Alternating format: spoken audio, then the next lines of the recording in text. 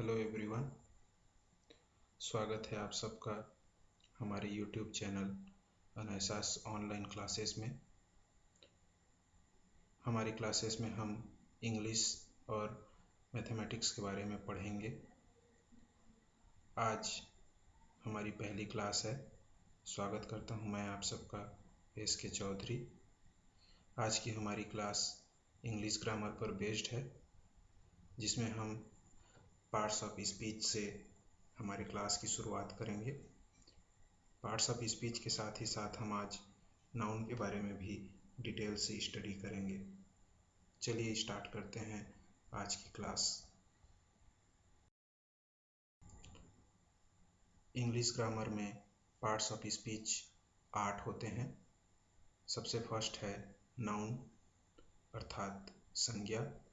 Second one is pronoun अर्थात सर्वनाम। Third one is adjective अर्थात विशेषण। फोर्थ वन इज वर्ब अर्थात क्रिया। फिफ्थ वन इज एडवर्ब अर्थात क्रिया विशेषण। सिक्स्थ वन इज प्रीपोजिशन अर्थात संबंध सूचक अव्यय। सेवंथ इज कंजंक्शन अर्थात संयोजक अव्यय। और एट्थ वन इज इंटरजेक्शन अर्थात विस्मयादि बोधक अव्यय। ये इंग्लिश ग्रामर के 8 पार्ट्स ऑफ स्पीच हैं। आज की वीडियो में हम नाउन, जिसको हिंदी में संज्ञा कहा जाता है, के बारे में डिटेल से स्टडी करेंगे। चलिए देखते हैं नाउन को। नाउन अर्थात संज्ञा, इसकी डेफिनेशन होती है a noun is the name of any person, place, thing और क्वालिटी एटसेट्रा। अर्थात किसी भी व्यक्ति का नाम, स्थान का नाम, किसी वस्तु का नाम या गुणवत्ता अर्थात भाव इत्यादि के नाम को संज्ञा कहा जाता है। उदाहरण के लिए राम, श्याम, सीता ये व्यक्तियों के नाम हैं। इसी तरीके से मुंबई, दिल्ली ये स्थानों के नाम हैं। ट्रुथ ये किसी गुणवत्ता का नाम है। क्लास, काउ इत्यादि ये सभी वस्तुएं या नाम संज्ञा कहलाते हैं। इसके अलावा मोहन, जॉन, हिमालय इत्यादि भी नाउन कहलाएंगे। जनरली अंग्रेजी ग्रामर में नाउन के 5 काइंड्स होते हैं।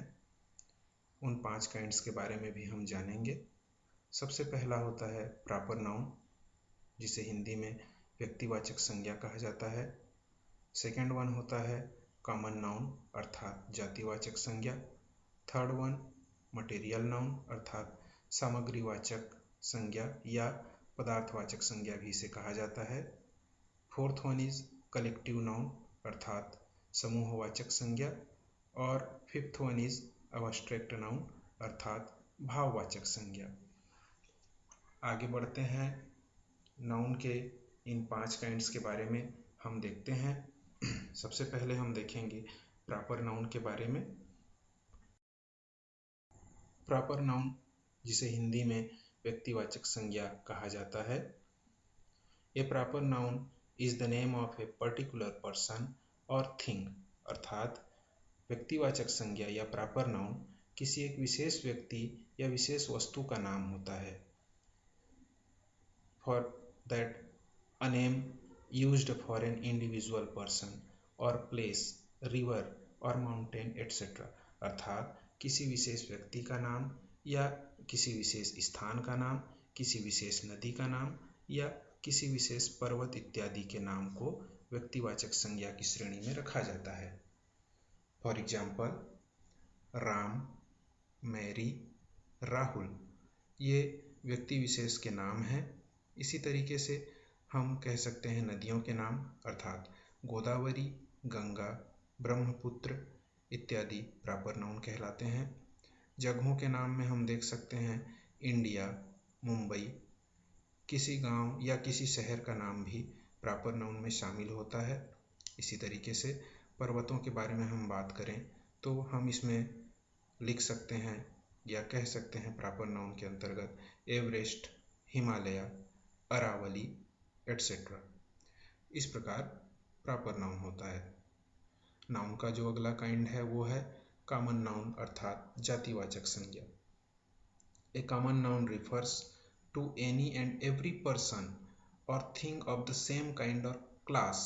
अर्थात जातिवाचक संज्ञा जो है किसी विशेष किस्म, किसी विशेष जाति या किसी विशेष वर्ग के सभी व्यक्तियों या सभी वस्तुओं को रिफर करता है। Not to a particular person और थिंग, न कि किसी विशेष वस्तु या किसी विशेष व्यक्ति को इंगित करता है। कहने का मतलब एक विशेष वर्ग या विशेष जाति के समस्त सदस्यों को हम कॉमन नाउन के अंतर्गत शामिल करते हैं। इसके विपरीत होता है प्रॉपर नाउन में। प्रॉपर नाउन में विशिष्ट व्यक्ति या विशिष्ट वस्तु को शामिल किया जाता है। कॉमन नाउन के एग्जाम्पल्स देखते हैं। काऊ, काऊ अर्थात गाय। गाय कहने का मतलब गाय एक समुदाय है, एक समूह है, एक वर्ग है या एक जाति है जिसमें पूरी दुनिया की गायें शामिल होती हैं। इसी तरीके से डॉग, डॉग अर्थात कुत्ता, इसमें हम पूरी दुनिया के कुत्तों को शामिल कर सकते हैं। गर्ल, गर्ल यानी कि लड़की। इसी तरीके से और एग्जाम्पल्स हैं बॉय, मैन, वुमेन एटसेट्रा। हम इसमें टीचर, स्टूडेंट, डॉक्टर, इंजीनियर इत्यादि नामों को भी हम कॉमन नाउन में शामिल करते हैं। आगे बढ़ते हैं। नाउन का अगला जो काइंड है वो है मटेरियल नाउन, जिसको हिंदी में सामग्रीवाचक संज्ञा, पदार्थवाचक संज्ञा या वस्तुवाचक संज्ञा भी कहा जाता है। A material noun is the name of a material substance और ingredient things are made of. कहने का मतलब मटेरियल नाउन नाम होता है किसी मटेरियल का, किसी वस्तु का, किसी पदार्थ का या ऐसी सामग्रियों का जिनसे कोई वस्तु का निर्माण होता है। Ingredient things are made of, ऐसी सामग्री जिनसे वस्तुओं का निर्माण होता है। They can be articles of food और drink as well. Material noun में आर्टिकल्स ऑफ फूड यानी कि खाने की चीज़ें और ड्रिंक यानी कि पीने की चीज़ें वो भी शामिल की जाती हैं। खाने पीने की चीज़ें भी मटेरियल नाउन के अंतर्गत आते हैं। एग्जाम्पल देखते हैं। आयरन अर्थात लोहा, कॉपर अर्थात तांबा, स्टील अर्थात इस्पात, गोल्ड अर्थात सोना, कोल अर्थात कोयला, सिल्वर अर्थात चांदी, राइस अर्थात चावल, व्हीट अर्थात गेहूँ, मिल्क अर्थात दूध, वाटर अर्थात पानी, टी यानी कि चाय, शुगर यानी कि शक्कर। इसमें हम देखते हैं आयरन, कॉपर, स्टील, गोल्ड ये सभी मेटल हैं। इसी तरीके से राइस, व्हीट, मिल्क इत्यादि खाने पीने की चीज़ें हैं। तो खाने पीने की चीज़ों को भी मटेरियल नाउन में शामिल किया जाता है। अगला काइंड है नाउन का कलेक्टिव नाउन। कलेक्टिव नाउन जिसे कि हिंदी में समूहवाचक संज्ञा कहा जाता है। डेफिनेशन देखते हैं।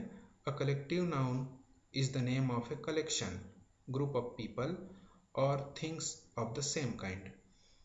नाम से क्लियर है। कलेक्ट, कलेक्ट करना यानी कि जमा करना, समूह बनाना।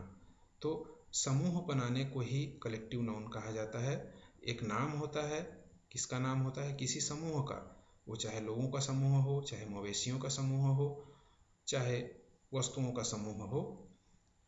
एक ही प्रकार के चीज़ों को लेकर जो समूह बनते हैं उसको हम कलेक्टिव नाउन में रखते हैं। फॉर एग्जाम्पल क्लास, क्लास अर्थात कक्षा। कक्षा में जो है बहुत सारे स्टूडेंट्स रहते हैं, तो स्टूडेंट्स का ग्रुप यानी कि क्लास एक कलेक्टिव नाउन है।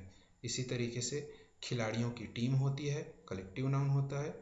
गवर्नमेंट ज्यूरी होती है। ज्यूरी, ज्यूरी में एक मेंबर नहीं होता, बहुत सारे मेंबर होते हैं। उन सारे मेंबर्स के समूह को ज्यूरी कहा जाता है और यहाँ पर ज्यूरी शब्द जो है कलेक्टिव नाउन कहलाएगा। इसी तरीके से फेडरेशन, फेडरेशन यानी कि लोगों का समूह, लोगों का समूह भी कलेक्टिव नाउन कहलाता है। इसके अलावा हम कह सकते हैं हर्ड और पब्लिक और क्राउड इत्यादि शब्द जो हैं वो भी कलेक्टिव नाउन के अंतर्गत रखे जाएंगे। नाउन का पांचवा प्रकार है अब्स्ट्रैक्ट नाउन अर्थात भाववाचक संज्ञा। क्लियर है, भाव जो इंगित करता है जो शब्द उसे ही अबस्ट्रिक्ट नाउन कहा जाता है। डेफिनेशन देखते हैं। An abstract noun is the name of a quality, state और कॉन्सेप्ट। क्वालिटी अर्थात गुण, स्टेट अर्थात अवस्था, कंसेप्ट अर्थात अवधारणा। तो किसी गुण या भाव, किसी अवस्था या किसी अवधारणा के नाम को अबस्ट्रिक्ट नाउन कहा जाता है। Abstract nouns are the names of qualities found in various kinds of objects. Various kinds of objects अर्थात विविध प्रकार की वस्तुओं में पाई जाने वाली क्वालिटीज को ही अबस्ट्रिक्ट नाउन कहा जाता है। Since they have no material form, they can not be seen or touched. जो वस्तुओं में जो भाव होता है या जो गुण होता है वो फिजिकल फॉर्म में नहीं होता, मटेरियल फॉर्म में नहीं होता, इसीलिए हम उसको देख या छू नहीं सकते। We can know of them only through our mind. हम केवल अपने मन मस्तिष्क से उसको अनुभव कर सकते हैं। उदाहरण के लिए ब्यूटी अर्थात सुंदरता, सुंदरता को हम अनुभव करते हैं। स्वीटनेस अर्थात मिठास, चाइल्डहुड अर्थात बचपन, लव अर्थात स्नेह, स्वीटनेस अर्थात मिठास, हेट्रेड अर्थात घृणा, फियर अर्थात भय। तो इस प्रकार से जो वस्तुओं में या व्यक्तियों की जो अवस्था होती है या हमारे मन मस्तिष्क की जो अवधारणा होती है या वस्तुओं में जो गुण होता है, उन सभी नामों को हम अबस्ट्रिक्ट नाउन की संज्ञा देते हैं। नेक्स्ट काइंड्स ऑफ नाउन में हम देखते हैं काउंटेबिलिटी के आधार पर नाउन के कुछ प्रकार होते हैं। काउंटेबिलिटी अर्थात गिनने की क्षमता। तो काउंटेबिलिटी के आधार पर नाउन के दो टाइप्स होते हैं। पहला है काउंटेबल नाउन्स और दूसरा है अनकाउंटेबल नाउन्स। काउंटेबल नाउन के बारे में हम देखते हैं। जैसा कि नाम से क्लियर है, काउंट प्लस एबल। काउंट अर्थात गिनती करना, एबल अर्थात योग्य, गिनती करने के योग्य। Nouns that can be counted are called countable nouns. ऐसे नाउन्स जिनको काउंट किया जा सकता है उन्हें हम काउंटेबल नाउन्स कहते हैं।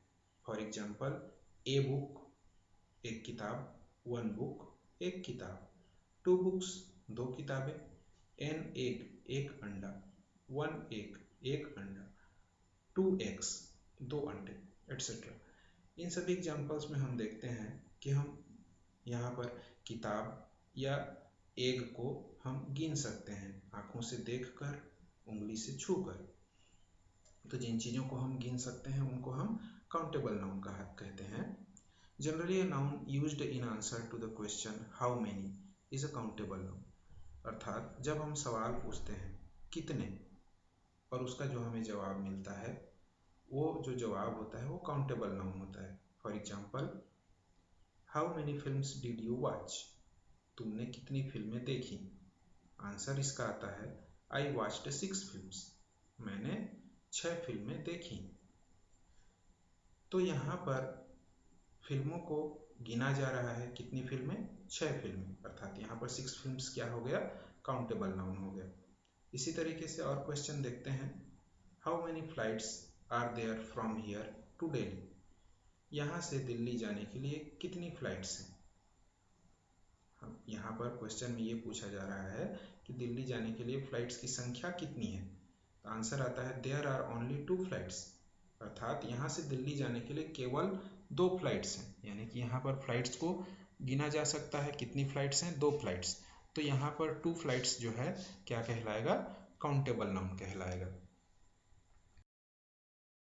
काउंटेबिलिटी के आधार पर जो दूसरा टाइप है नाउन का वो है अनकाउंटेबल नाउन्स। अनकाउंटेबल, काउंटेबल यानी कि जिसको गिना जा सके, अनकाउंटेबल यानी कि जिसको न गिना जा सके, जस्ट उल्टा।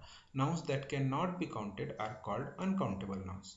ऐसे नाउन्स जिनको नहीं गिना जा सकता उनको अनकाउंटेबल नाउन कहा जाता है। For example, milk, water, ink, sugar, butter.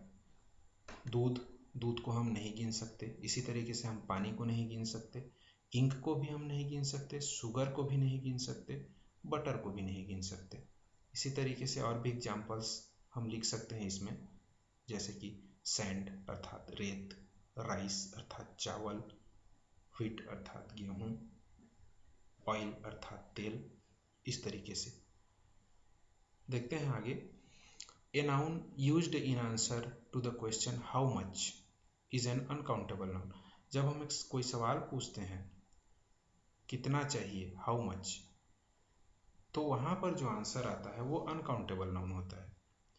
लेकिन when we want to refer to the quantity of these items, we use values of measurement which are countable.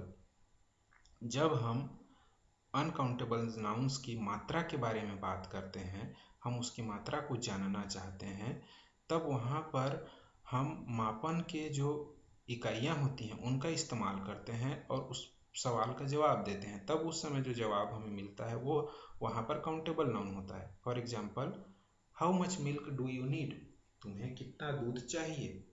यहाँ पर प्रश्न ये पूछा जा रहा है कि कितना दूध चाहिए, अर्थात सीधी सी बात यह है कि यहाँ पर दूध की मात्रा पूछी जा रही है। तो आंसर आता है we need a litre of milk, हमें 1 लीटर दूध चाहिए। दूध अनकाउंटेबल नाउन है, लेकिन जब हमने यहाँ पर दूध शब्द के साथ उसकी मात्रा का उल्लेख किया है, अर्थात we need a litre of milk, हमें 1 लीटर दूध चाहिए, दूध की मात्रा इंगित की जा रही है 1 लीटर, तो यहाँ पर ये काउंटेबल नाउन कहलाता है। तो इस प्रकार से हमारा नाउन का जो चैप्टर है वो खत्म होता है। हमने इसमें नाउन के जनरल जो काइंड 5 टाइप के थे उनको देखा, हमने डिटेल से स्टडी किया, और सेकंड जो हमने देखा काउंटेबिलिटी के आधार पर 2 नाउन देखे, काउंटेबल नाउन्स और अनकाउंटेबल नाउन्स। तो इस प्रकार से हमारा नाउन का चैप्टर खत्म होता है। तो इस क्लास में जो जो चीज़ें हमने सीखी उसके आधार पर मैं आप लोगों को एक एक्सरसाइज दे रहा हूँ, जिसको आप लोग सॉल्व करेंगे और कमेंट बॉक्स में आंसर करेंगे। एक्सरसाइज इस प्रकार है, say what type of nouns are the underlined words in the following sentences. बताइए कि दिए गए वाक्यों में जो अंडरलाइंड शब्द हैं वो कौन से नाउन हैं। First question is honesty is the best policy. Second one is wild animals live in the forest.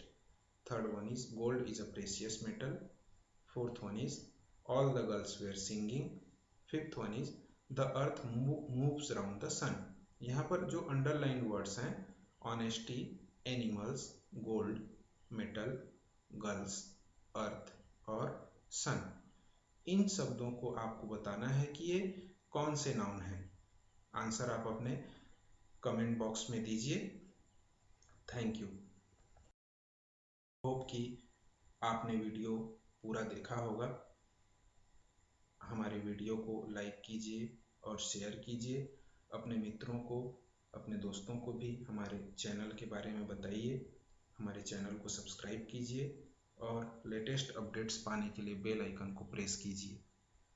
और निश्चित तौर पर ये वीडियो आपको लाभ पहुंचाएगा। आप अपने और भी इष्ट मित्रों को हमारा वीडियो बताइए, हमारे चैनल के बारे में बताइए, ताकि सभी को हमारी जो क्लासेस होने वाली हैं भविष्य में और भी इंग्लिश और मैथमेटिक्स की, उसका लाभ सभी को मिल सके। Thank you.